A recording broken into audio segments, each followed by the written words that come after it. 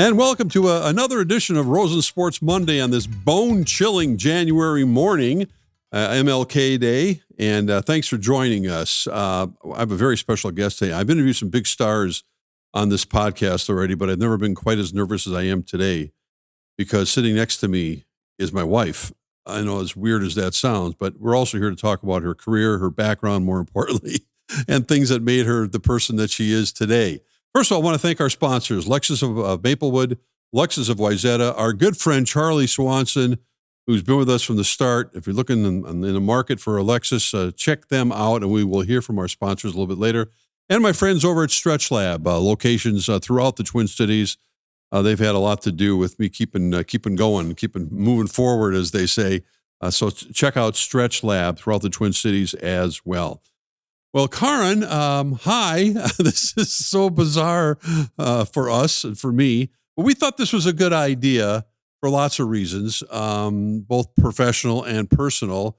So welcome to the podcast. Good morning. Yeah. Thank you for having me. Well, let's talk about your professional background first, because you have quite a road travel to where you are today as the Chief Legal Officer for the Minnesota Vikings.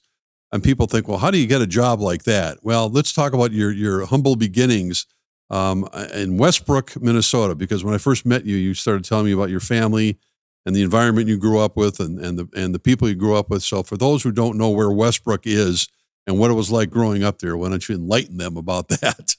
Well, you're right. I did grow up in Westbrook, Minnesota, which is, as you know, where my parents still live. Mm-hmm. We're blessed to have both of them still with us. Dad just turned 90, Yes, and he did. as you know, Mom just turned 86 on Friday. So Westbrook is tucked in the southwestern part of the state, a town of about 700 people, and we lived on a farm a mile north of Westbrook. And you also grew up, I mean, we'll talk about obviously the friends, everybody you grew up with, but grandparents were there. You took me up to their house. So, I mean, this is, I think for people who imagine what that life is like, it's there. I mean, there's generations that continue on in Westbrook. Yeah. So my parents both graduated from high school in Westbrook, just like, my brother and I did, obviously. Mm-hmm. And my mom's parents lived just down the road, about less than half a mile away. So, I saw those grandparents all the time. And my other grandparents on my dad's side, they lived in town for most of my growing up period. And so they were about a mile away. And what kind of a farm does or did your dad have that he worked, he still does, but believe it or not, at 90, but growing up, and what was that all about? So we grew up on a grain farm primarily. So, and my dad grew up on a farm, and his dad grew up on a farm. Like both of my families are products of immigrants who came to this part of the world so they could be farmers. So it's a grain farm, so corn and soybeans primarily. And my dad also had hogs, a hog barn. Mm-hmm. And when I was younger, he had some cattle. So when you're growing up, as opposed to we suburbanites who grew up with a different sort of environment, what were your mornings like even before you went to school? Did you have, and I know this is your favorite word, chores, but did you and your brother David have chores that you were assigned to, that you just naturally had to do in the morning before you went to school? We didn't, because we didn't have the animal kind of chores that a lot of, like my sister-in-law, Helia, her family had those kinds of chores. We had more chores in the summer because we had to be out in the field, in the grain field for doing things, picking rocks, walking the bean fields, that kind of thing. And David would help with, machine shed work, baling hay. And I had chores. I was responsible for house chores, right? But yes, I do talk about chores. As you know, I think it's important to get, I grew up, you get your chores done, you get your work done first, and then you go on about your day. How much did those disciplines translate to your career as you built it, that you learned on the farm compared to maybe someone who didn't have that sort of discipline growing up? Yeah, I think maybe the most important thing that I learned from growing up with the parents that I have and in that environment is the importance of truly of hard work and having a strong work ethic.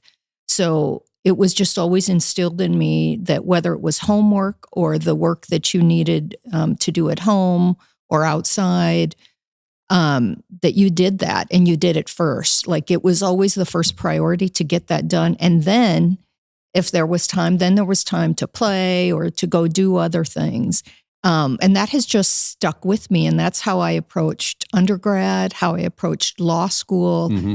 I always did my studying first and I stayed disciplined. I'm not someone who missed classes. I went to class. I got my studying done first and then would have fun afterwards if there was time. And I approach work that way too. I'm not someone who procrastinates, right? If there's a project that needs to be done, I want to get it done. I want it to be done well and I want to get it done. And I think that has helped me. I think people notice that and it's just helped along the way. And it's so instilled, I don't really even think about it anymore. Now, I've had the good fortune of being to Westbrook, of course, to visit your folks a number of times and been in the town, both summertime, wintertime. And you drive down Main Street, and we were there for your dad's 90th birthday at the VFW. And I kept saying to myself, what did you do for fun here? I mean, what was a weekend, like you had some time off and you're done with your chores. What did you and your friends do for fun? Well, when I was in high school, we would usually drive to Worthington. That was the closest place to go to a movie. There was a Godfather's Pizza there, and that would be that would be like date night or, and that was, 35 minutes away. It wasn't an easy thing to do. And, people had things in their houses. Like I had a lot of friends in our basement that friends would come over. And sports was really, really important, like it is in a lot of small towns, right? That is a centerpiece of what brings people together. And people would come to the games, like for a high school basketball game or a high school football game, those stands were full. And you didn't miss, and that, for some of our main rivals, the C squad games would be full, leading up to the B squad game, leading up to varsity. So sports was a big part. And then after that, people would go to the bowling alley, or we would do the thing my dad hated the most, which was just being in your cars and driving up and down Main Street. Get home, Karin. Yes. That was before you had cell phones, though. That's right. No cell phones in the early 80s. Couldn't get a hold of you. But what's always struck me about those relationships that I know that were cemented back then is how many friends you've had for life based on growing up like that. Now, I grew up in a big, St. Louis Park, and we went to, I had 900 kids in my graduating class. I mean, you just mentioned how big Westbrook was, but you've managed to, for the most part, the people you want to stay in touch with, you've stayed really good friends for all these years, which is really nice to have as an adult as you move on in life. Yeah. I mean, I think that's been, that's not just a tribute to me, right? It's to these special people who've been committed to staying in touch. And I'm grateful for those relationships, just as I'm grateful for the friends I made in undergrad and law school and when I lived in lots of different places around the world. I think it's one of the great joys of life to make lasting relationships with people. Well, that's a word right now that maybe is getting lost with this generation a little bit. I mean, because of social media and everything else, the way how impersonal things are, and I've seen it firsthand with you, and whether you're getting together with girlfriends or whatever the case may be, the phone calls and having that time together, you seem to cherish it now more than ever. I do. Yeah. I really do. I think, relationship building is something that's so important to daily meaning and daily fulfillment. I think it's so important to professional success and fulfillment as well. And, there's no shortcut to building relationships. It's not a check the box exercise like some people believe it is. It requires time. It requires time and investment. And I've always loved that. And I think I really, to your point, I think I really recognize now how important that is and why that matters, not just to me, but to those people that you're committed to. Well, after Westbrook, then I believe you went on to Minnesota State Mankato. That's where I graduated from undergrad. Yeah. Yes. But you were, when I first met you, I remember you had a piano and you sat down and goodness, I know you were a little rusty. You had put the piano away for, moving purposes. You were really good. And I wish you still could play because I love listening to you play. But was that in your mindset at that point, since law was not maybe the furthest thing from your mind, was music your love, your passion, and thought maybe potentially make a career out of it?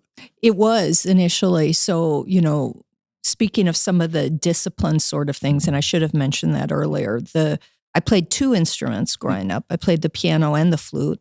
And so I needed to practice both of those. And I did practice every day. And so that was part of my after school routine, was the time spent practicing, besides doing things like cheerleading practice and all of those things. But music has been a huge part of my life. And I would say, just going back to growing up, my dad has a beautiful voice. Sure does. He has sung in lots of different groups. Church choir was a big thing. If I wasn't singing in it, I was playing piano for choirs and for every kind of singing group at Westbrook High School and at Mankato at undergrad. I played for the concert choir there and for a group called the Ellis Street Singers. So music has been a big part. And I started college as a music major. But I realized I didn't want to be a music teacher. I had taught piano lessons already through high school, and I didn't want to do that. And I really wasn't interested in being like a choir or band director. And I frankly wasn't good enough to be, I was good, but I wasn't good enough to be, a performer as a professional career. So I shifted to a more practical major in undergrad, to accounting. Oh, my. And I did that for 3 years after undergrad. I was in public accounting, so I worked with Touche Ross, which is now part of Deloitte and Touche.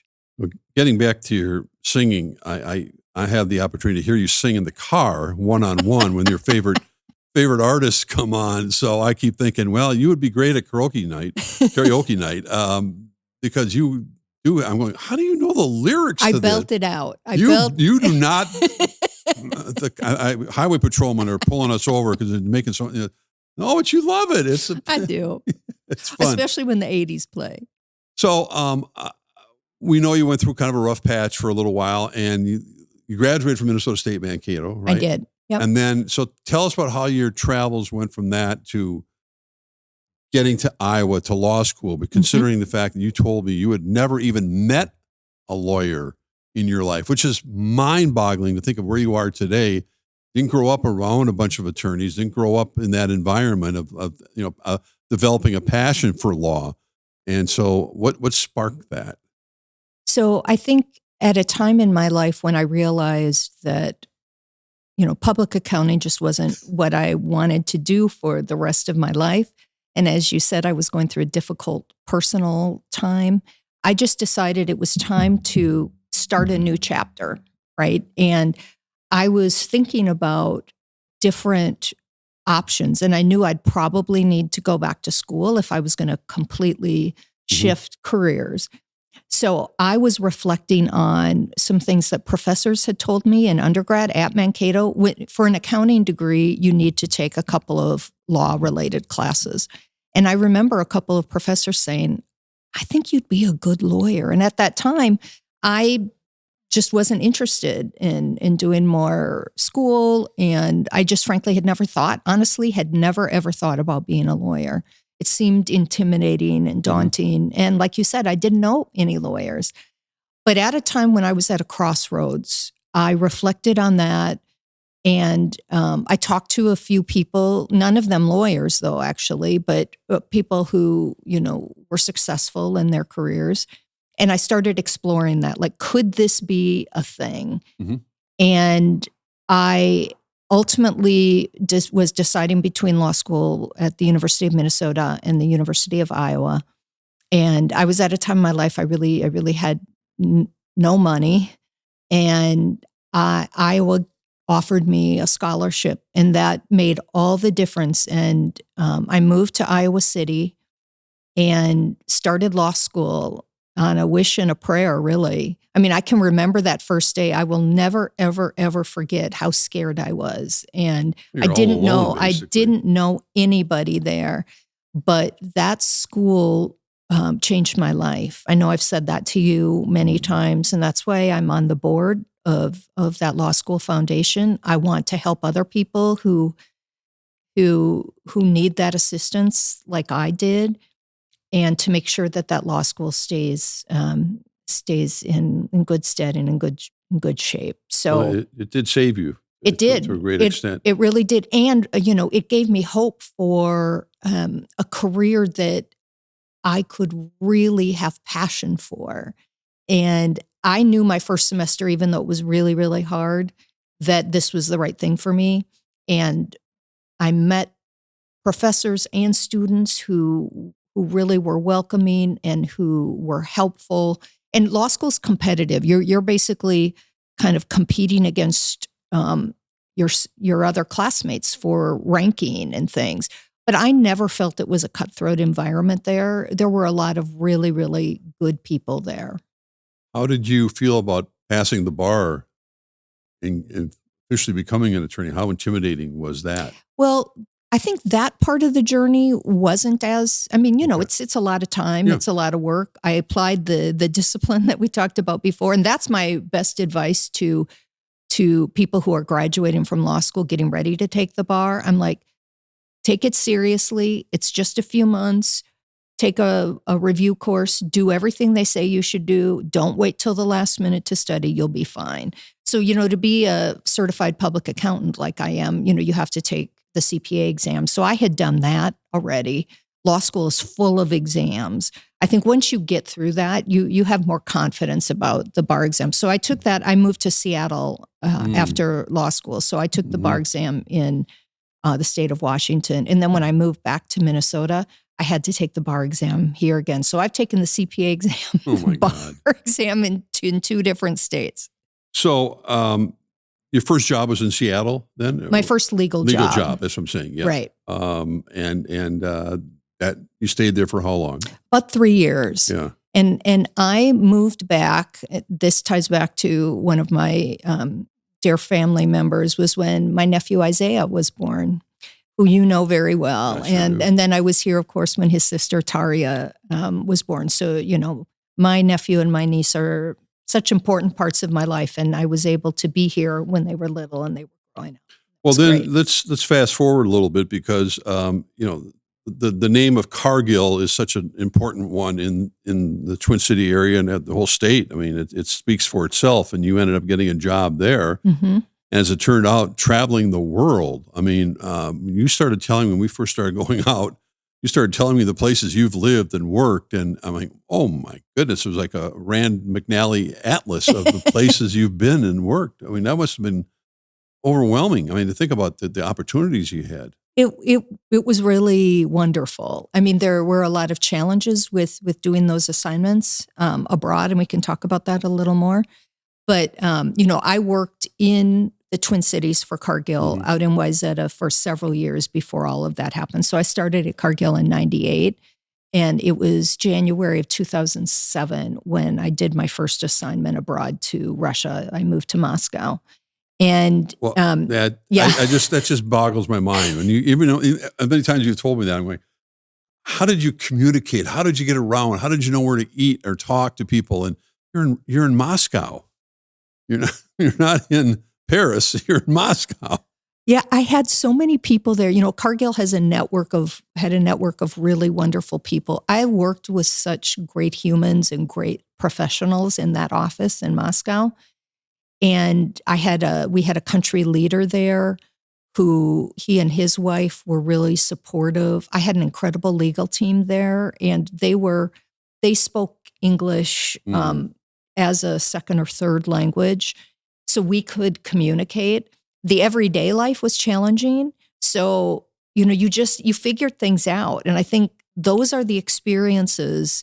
I mean, not everyone has to go to Russia to learn and grow, but to do things that you haven't done before that are hard, that are challenging, that's when you really grow and develop. And so I am incredibly grateful for that and all of the other experiences I had for that reason. But there were so many wonderful things. I know especially with the things that are going on in the world today, it's hard to believe that Moscow was a really great place to live, but it really was. The arts culture is so valued there. The recitals I could go to for singing, for any instruments, the ballet is incredible, the number of museums, and most of these things don't cost very much money because they really encourage people to do these things. People are so well read, people who are drivers and do all kinds of different things, so well read, often have some experience in the arts as well. So there's a lot. And the people that I worked with were incredible humans. And they treated all Americans well. They're raising families. They're doing the same things we're doing. Yeah. And it was 2007. So it was a very different time. Yeah, than it is right now. So quickly, your travel log from Moscow, and then what were your next steps along the way with Cargill before you ended up here back in Minnesota? I went to Geneva, Switzerland next, and I was there for 3 years. Okay. And then? And then to Singapore. My goodness, was it 98 every day, basically? It was about 90 every day.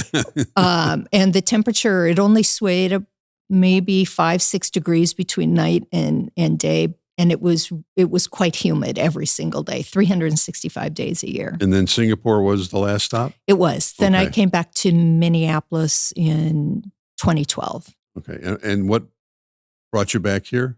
Cargill.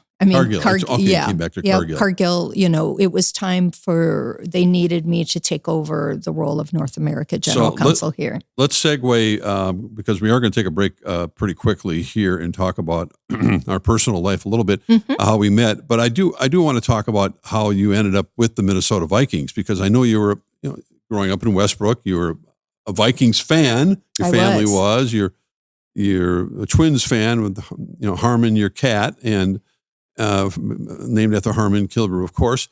So how did you end up with the Vikings? So, yeah, it's not your typical path, I think. When I meet with law students who are, how do I do what you're doing now? How do I get there? And I always say there's not just one path, and there isn't. And my path was atypical. So I had been at Cargill all these years, and I had a friend who was a friend of Kevin Warren. And Kevin, at that time, was still the general counsel for the Vikings, but he had been promoted to the chief operating officer. So he was looking around to think, who could take over the top legal role for the team. So my friend made this introduction to Kevin, and so we just gradually got to know each other. And I don't think I maybe fully realized that this was going to be a job transition, but Kevin and I would get together for a coffee or a dinner every few months. And it was during that time that we got to know each other. And I think he got comfortable that I could be the right person for that role. And going out with Kevin Warren is not just having a quick dinner and moving on. I mean, it's usually a 3-4 bottle of wine. He's a wine connoisseur. You are as well, but mostly Kevin. And he enjoys his dining experiences. So I can only imagine doing work and having a social occasion with Kevin must have been something. He believes in the value in breaking bread together, I would say. And so that's what he refers to it as, whether it's a group of 2 or a group of 8. I think he's right about that. There's some things that form in a relationship with or without wine that happen outside the office. So being the chief legal officer for the Vikings, of course, when I'm on with Common during the afternoon on KFAN, he's always asking me, what does Karin think? Like, I'm looking over your shoulder at Justin Jefferson's contract and et cetera, et cetera. And I go, Karin doesn't tell me anything. And she says, I don't have any idea what you're talking about. So expand a little bit about what your responsibilities are, because it is an interesting title. And I know you have a great staff that works with you. I do. I have the best team with Renika and Jeremiah and Greg and our assistant Bev. But we're responsible really for all of the legal affairs of the organization, except for players' contracts. So the football side handles the players' contracts. So, the NFL is big business, so there are lots and lots of commercial transactions. So that could be, with a vendor. It's a lot of our sponsorships agreements with our partners. It's our suite agreements. I work closely with the ticketing office. And I also oversee social impact work. Mm-hmm. So, I wear two hats.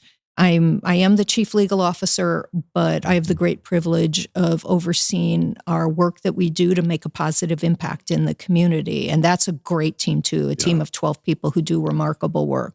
One thing you take a lot of pride in, and it's very important to you, I know, is empowering other women in the workplace and others that you mentor. Tell us about that journey and why it's so important to you, and understanding that women have opening doors is there right in front of their own face right now. I think because I've had so many people who have helped me along the way, people, and especially starting at Cargill, who saw potential in me that I did not yet see in myself, and helping to build up that confidence, like being told that you have the potential to be a leader, to be a really good leader, is not something that came naturally to me. And I think that's true for a lot of people, and especially women. I think oftentimes women aren't raised in a way to think about themselves in that way. So I just want to help people to really achieve and realize their potential.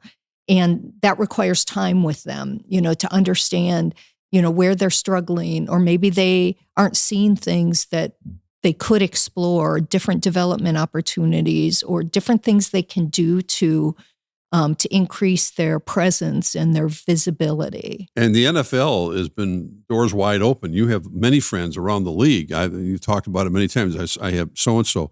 And women have been more than welcome, right, in positions like yours and others in power, so to speak, that the NFL has been very inclusive that way. Yeah, I mean, I think, I always hope to see more and more, but I have lots of trusted friends and colleagues, whether in other teams or in the league office, who may not look like what the NFL looked like 20 years ago, right? And, I think that kind of diversity is really important for the success of not just our organization, but for the league as a whole. All right, we're going to take a break and come back and talk about how we met because of my cat, Willow. Who's still with us. Very much part of our family.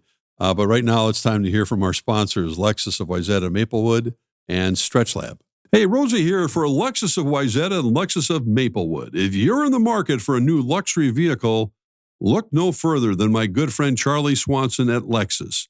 Whether you're on the west or the east side of the Twin Cities, they have got you covered with two great locations, Lexus of Wayzata and Lexus of Maplewood. Check out the all-new Lexus TX, a spacious SUV with 3 rows of seating and plenty of room for all your gear. Head over to lexusofwayzata.com or lexusofmaplewood.com for details and to find your next ride today. Hey, Mark Rosen here for Stretch Lab. I had my introductory first stretch when I was visiting my relatives in New Jersey. I went to the local Stretch Lab there for my 50-minute session. I felt so good afterwards. So when I came back, I immediately called that Stretch Lab in Eden Prairie. They have locations all over the Twin Cities where my nephew first signed up. I've been hooked ever since. There are locations I mentioned throughout the Twin City area, but I stuck with my Tuesday morning appointment with Jason to get my 50-minute stretch in as part of my schedule. It's like a meditation session. He stretches out my legs, my hips, my back, my neck, my traps, all of it, and I take some deep breaths, and I feel like a new man every single time I leave. My nephew's in his late 20s. I'm a little bit older, but it doesn't matter. Stretching is so important in our daily routine. Having an expert do the work is the only way to go. My advice, give Stretch Lab a chance to improve your overall health. Check out a location near you. Welcome back to Rosen Sports Monday. My special guest, her name is Karin Nelsen, who's the Chief Legal Officer for the Vikings, and my beautiful wife. Okay, so there you go. You know the story by now. But if you haven't heard the background, this is how it went down. I adopted a little kitty named Willow from the Humane Society of Golden Valley. This was a couple months after my wife Denise had passed away, and my daughter Chloe had felt like, Dad, you need some company. You need, and we had a cat years ago. sassy, of course. And she lived a good, long life. And so I said, okay. So we were at dinner one night and they were about to close, I think. And she goes, no, we got to go out there right now. We got to go out there right now. So we ran out to the Humane Society, which I love. I love going out there, except it's really hard to go out there and not come home with another pet.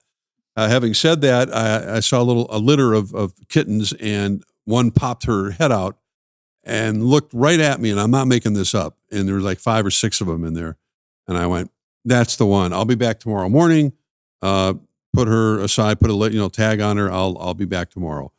So that's what I did. Went and got Willow and brought her home. And it started, because I was kind of having fun, getting to know her, and she's getting to know me, and such a cute little cutie. I was taking pictures and posting them on social media for no other reason than she's so damn adorable. So I said, here's Willow, blah, blah, blah, blah, blah. And people would react and either go, oh, that's cute. I like it. I'm glad you're moving on with your life. You got a cat. And one of those people were you. And you didn't comment on anything. You just liked it. And I don't know how many months went past, and I was kind of just absorbing all of it and kind of starting a life anew for me, which was hard to do. And I just remember it was one day down the road, obviously from then, when I was looking at the likes, and I saw your name, and I went, God, I think I know who that is. I think we had met one time at the Vikings facility for some other thing we had to deal with, and it was kind of an informal situation, but it was, I remember a lot about it. And so I'm browsing, I'm browsing through your pictures going, huh, I just want to go out and have a cup of coffee. I just want to, meet, time to get out and meet somebody, just to have some fun and relax a little bit. So I remember I texted Bob Hagan, who's the PR director of the Vikings for many, many, many, many years, good friend of mine. And all I said was, is Karin single? And he wrote back, and Bob's perfect response was yes. And that was all he said. I went, okay, I got this from here.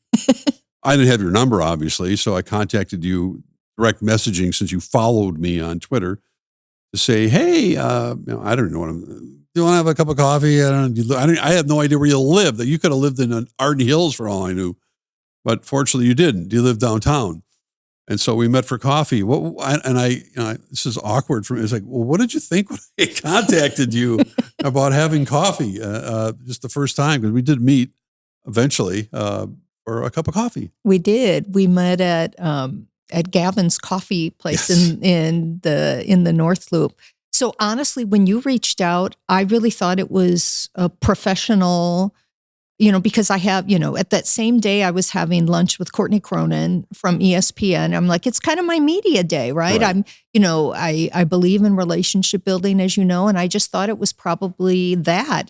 That's what I truly thought. So, and we both were rushed for time. I had a meeting to go to. So I think we had 1 hour, and it was also the day that the masking requirement was lifted for the city of Minneapolis, because we were still at towards the end of COVID. Yeah. So I had walked in to Bellicor, the bakery, with a mask on, and you said, you met me at the door, and you said the mask mandate has been lifted. So I took it off so we could drink our coffee together. And Gavin happened to stop by that day, which was really cool, because we both knew him, of course, yeah. and it was so ironic. I think he was perplexed to see the two of us together. He didn't quite know that connection. And then you asked at the end, this is my recollection, okay. You asked at the end, we had a great chat. Yeah.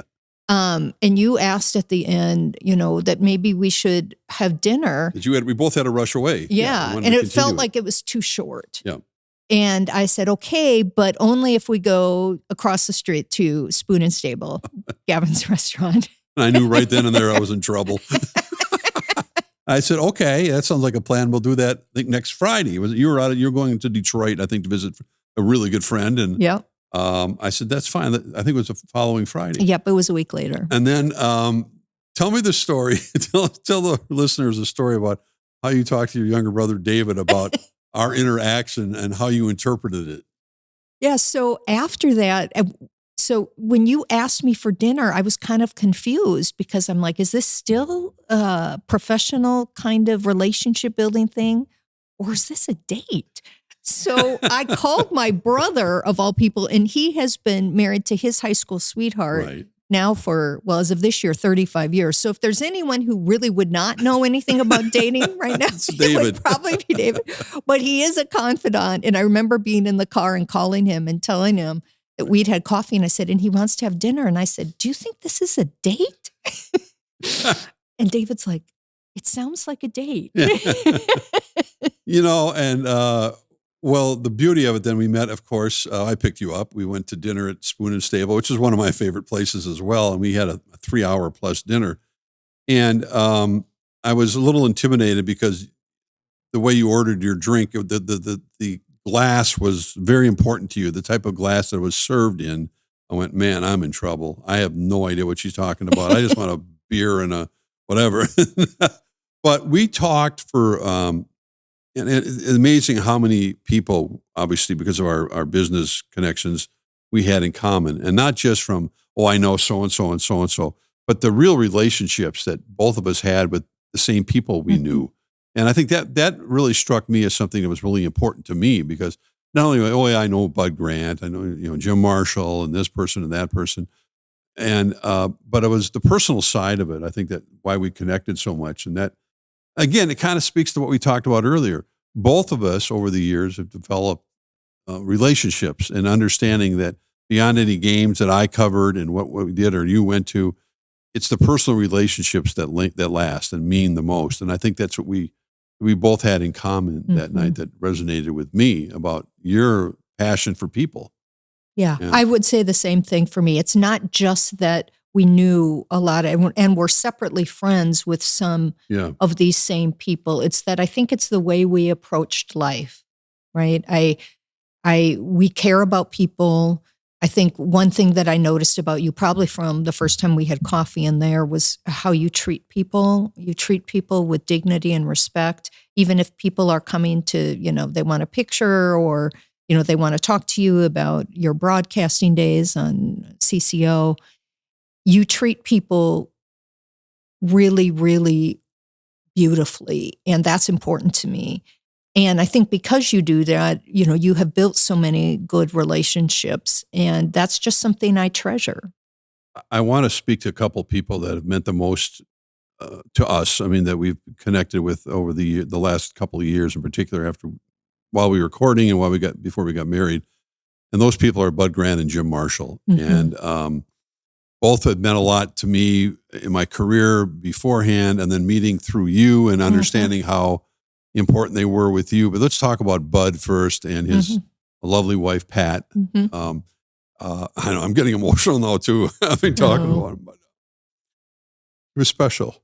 Yes. And I don't want to use that word in a way that people know who Bud Grant was and meant to this state in so many ways. But Bud was really hard, hard to get to from a broadcasting standpoint. I had to cut through a lot of stuff, and I was very intimidated by Bud for a long time because he's Bud Grant. I mean, he could just give you a look with those steely blue eyes and pierce right through you. And so I had to earn his respect as a broadcaster, which I did over time.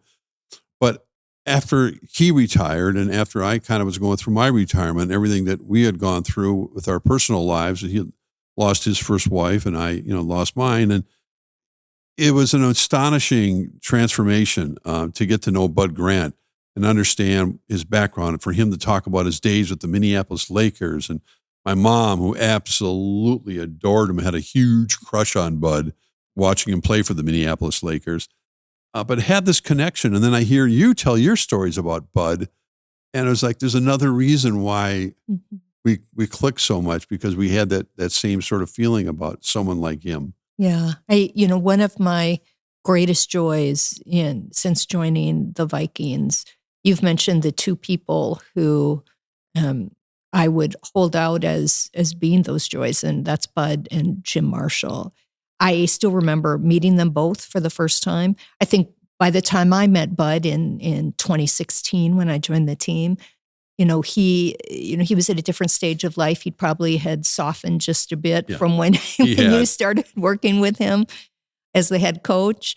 But his stories, his matter of factness, the number of times I could sit down and have lunch with him in our cafeteria, because he still came into His into the officer. office every week Yeah. and go through his mail. I ended up helping him on a few things that he, just weird things come up in your life where you might need a lawyer to give you some advice. And he and Pat together were just dynamite. Oh. And to hear some of the things, his view of things that you've heard about or that you've watched throughout the years on play out on the field, to hear his version or his recollection of it was really amazing. Well, special for so many reasons. And you're right. His significant other, Pat, whom we just saw recently at Paul Wiggins' funeral, as a matter of fact, who was another Goliath with the Minnesota Vikings organization. But Pat, when we were going out for a period of time, she was a sneaky little devil because behind your back, she would look at me and she would point to her ring finger and go, Mark. And she'd look at her watch like, it's time. I went, Pat, leave me alone. But she meant well. And eventually I listened to her. You did. The other one I'll talk about, I know it's emotional to talk about, but we both had the opportunity to spend significant quality time with the captain, Jim Marshall, the last year of his life in particular. And before that, we'd go to his house with his beautiful wife, Sue, and we'd have dinner there. And just, I'd watch a football game with him, and he'd sit in that big chair of his and that hearty Jim Marshall laugh, and he'd talk about things. I remember one time there had some Viking practice video. I was on the newscast, and he was analyzing it like a coach and what they were doing right and wrong. I'm going, oh my God. And he, of course, his stories were endless and what he had done. But I just wish I could tell people and have the opportunity to meet someone of that stature, of that presence, and why he was the captain, because he led. He was a leader of men. And that's, I'll never forget him. I mean, he was a huge impact on my life and yours as well. Yes. He is one of the most incredible human beings I've ever met, for all the reasons you mentioned and for countless others. And it was so hard for both of us when he passed early this summer. Jim was, aside from all of the football accolades, he was such a decent and good human being. And he loved Sue so much, and seeing them together and being around them as a couple was really inspiring for me. It truly was, and it still is, honestly. And he was so thrilled for us. Oh, was he ever? When he found out about us dating. And the last thing that Jim told both of us was how happy he was for us. That is the last thing that he was able to say to us. And the last thing I know I said to him when I had a moment with him in the hospital was that we would look after Sue. Yeah, we did. And we are. Yes, along with a lot of other people who love Sue's her. Sue's a strong woman. But we are, and we always will. Yeah. Our courtship just took off, and we had a lot of fun. We went to some concerts together. We did a lot of fun things, went to a couple, sporting events, and et cetera, et cetera. And, we got to know each other. I did kiss you on the first night, the first date. So I did. We weren't supposed to talk about that. Oh, darn it. Too late. You cut that out, Alex. Just kidding. But, it was a steady sort of thing. And I felt, and I know there was a wonderful columnist for Star Tribune, Linda, right? Laura, who did a column on us. And they got a lot of reaction to it. She did a marvelous job about moving on with our lives. And she sat with us at your condo for a long time and asked us a lot of, personal questions, emotional questions, and talked about how people can find the next chapter in their life moving on. And I talked about it at that point a little more openly because I felt I was in a position to encourage others, much the way I did about caregiving when I went through that whole process, that I'd never been exposed to, nor does I want anyone else to have to go through, but that's life, whether it's a parent, a spouse, a sibling, whatever the case may be. We all go through it at some point or another. And so I gave as many possible lessons as possible, but then moving on, which is a term I use a lot, was also important. And I didn't know, I had no, thinking that I was even actually going to ever get married again. That's the last thing on my mind. So but you spun my world around, and here we are. Here we are.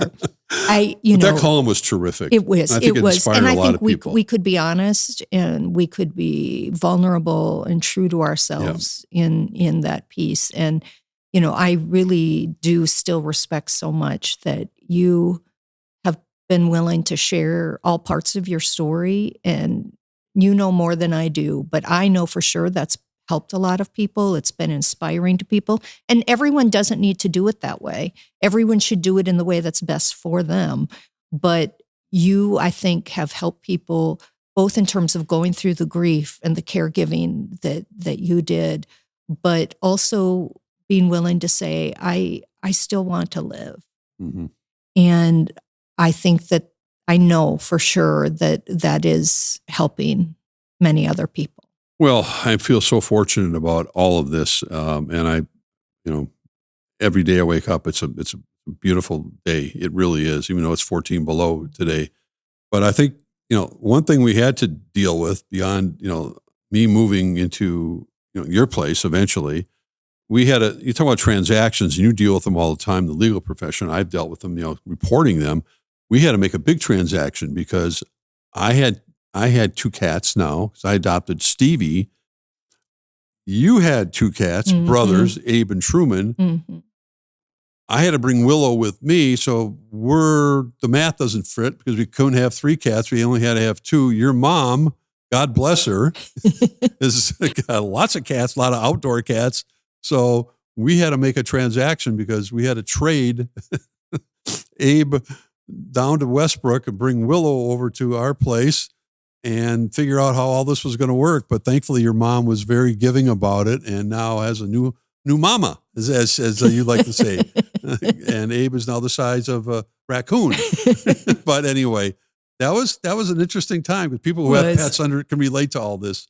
When you have a new family, mm-hmm. the pets are also involved. You can't abandon them.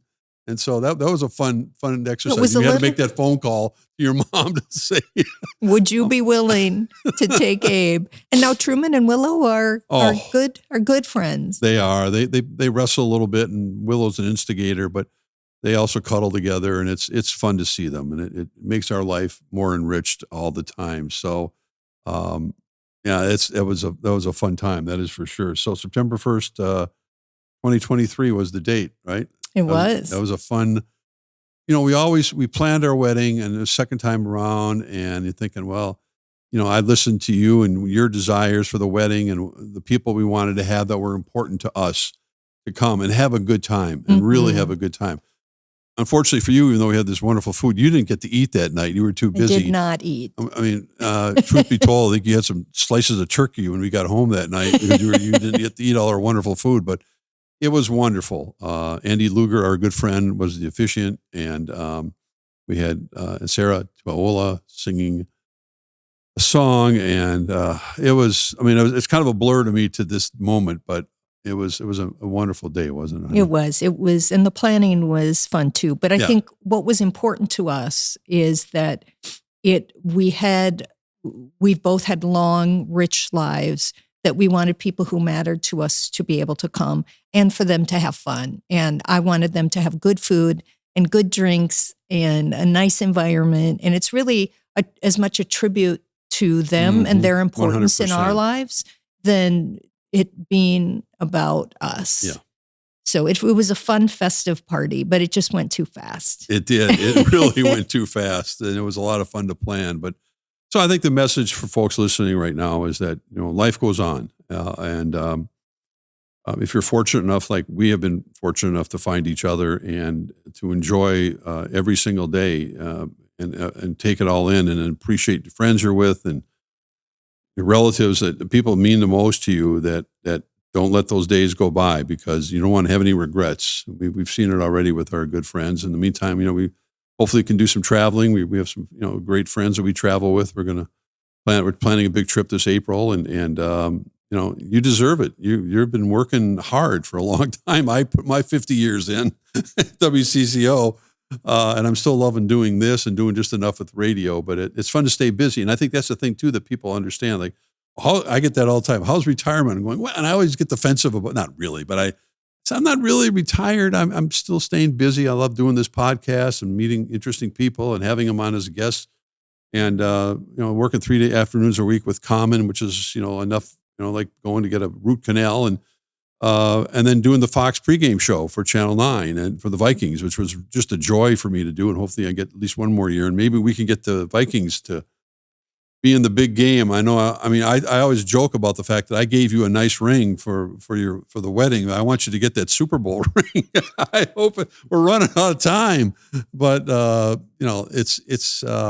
it's fun to share all of it with our friends. It is. It's. I've loved working for the team, but it's extra fun and even more special that we can share that together. And we go to game days early together for home games. We watch the away games together for the most part if I'm not at the game.